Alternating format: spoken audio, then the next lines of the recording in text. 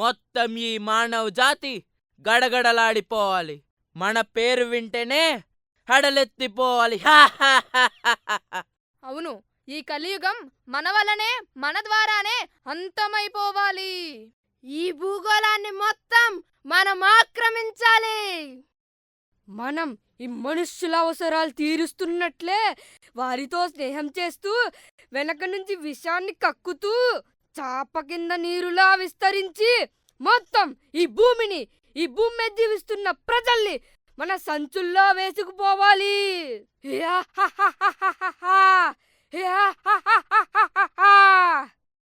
శబాష్, నా వారసుడు అనిపించుకున్నావు. నా బాధ్యతల్లో పాలు పంచుకుని ఈ ప్రజలను నాశనం చెయ్యాలనుకుంటున్నావు. అవును, మరి దానికేం చేయాలో చెప్పండి. ఏ ఇంట్లో శుభకార్యం జరిగినా దానికి సంబంధించిన సామాగ్రి మోసుకొచ్చే సాధనంలా వాళ్ళ ఇళ్లల్లోకి చొరబడాలి. కూరలు, పండ్లు, స్వీట్లు, పాలు, టిఫిన్లు ఇలా ఏది వారింట్లోకి వెళ్ళాలన్నా మనమే ఆధారం కావాలి. చివరికి మనం లేనిదే మార్కెట్ లేదు అనే ప్రతాపాన్ని మనం చూపించాలి. మరి మనల్ని ఉపయోగించుకున్న తర్వాత మనల్ని చెత్త కుప్పలోకి విసిరేస్తారు కదూ. ఆ చెత్త కుప్పలే మన స్థావరాలు. అక్కడి నుంచే సమరబేరిని మోగించి ఈ భూగోళాన్ని గడగడలాడించాలి. ఆఫ్టర్ ఆల్ మానవుని జీవితం 100 ఏళ్ళు, మన జీవితం కొన్ని 100 ఏళ్ళు. చెత్తలో ఉన్నా, కాలువలో ఉన్నా, భూమిపై ఉన్నా, ఎక్కడ ఉన్నా మనం క్షేమం. మనల్ని వాడుతున్నవారు క్షామం.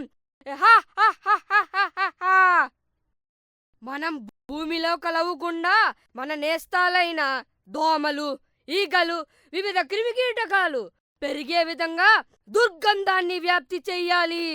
ఆ తరువాత మలేరియా, ఫైలేరియా లాంటి రోగాలతో వారిపై దాడి చెయ్యాలి.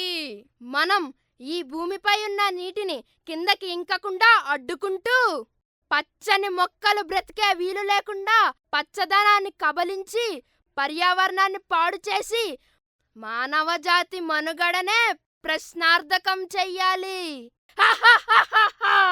అవును, మానవుని జీవితంలో అజ్ఞానం, అవిద్య, అహంకారం ఉన్నంత వరకు మన మనుగడకు ఎటువంటి ఆటంకం లేదు.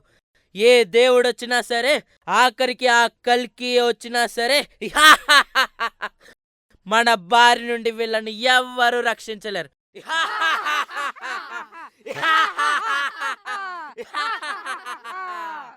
అనాథరక్షక, ఆశ్రిత వత్సల, పాహిమాం పాహిమాం. మమ్మల్ని ఈ భూతాల బారి నుండి మీరే కాపాడాలి.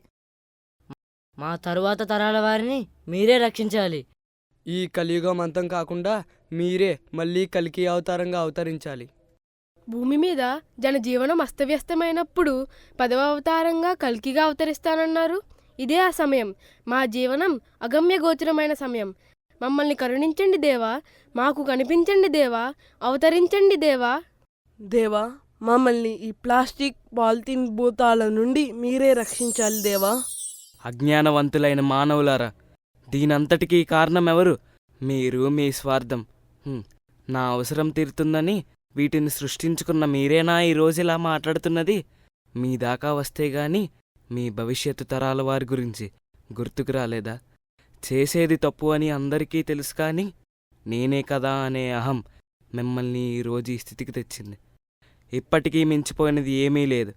వేటి వలన అయితే మీ భవిష్యత్తు అంతమవుతుందనో, మీ భవిష్యత్తు తరాల వారి మనుగడ కష్టమవుతుందని అనుకుంటున్నారో వాటిని వెంటనే వదిలిపెట్టండి. మీ పూర్వీకులు ఇవన్నీ లేకుండానే బ్రతకలేకపోయారా? ఒక్కసారి ఆలోచించండి. వారి మాటను ఆచరించండి, వారిని అనుసరించండి. మీకు కష్టం వచ్చినప్పుడు దేవుడు అవతరించాడు. మీకు కష్టం రాకుండా లేకుండా చూసుకునే బాధ్యత మీది.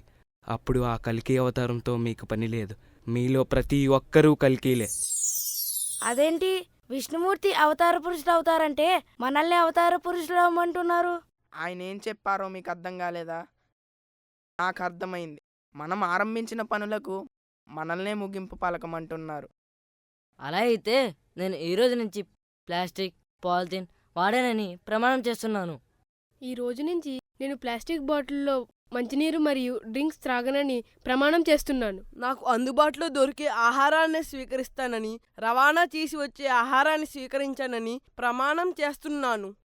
అనవసరంగా ఇంధనాన్ని వాడకుండా ఈ రోజు నుంచి వీలైనంత వరకు నడవాలని నిశ్చయించుకున్నాను.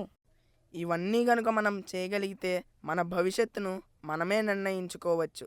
అందరం ఆనందంగా ఆరోగ్యంగా ఉండవచ్చు. ఆ విష్ణుమూర్తి 10వ అవతారం మనమే కావచ్చు. దయచేసి ప్లాస్టిక్ పాలిథిన్ వాడకాన్ని తగ్గించండి. భావితరాల వారిని రక్షించండి.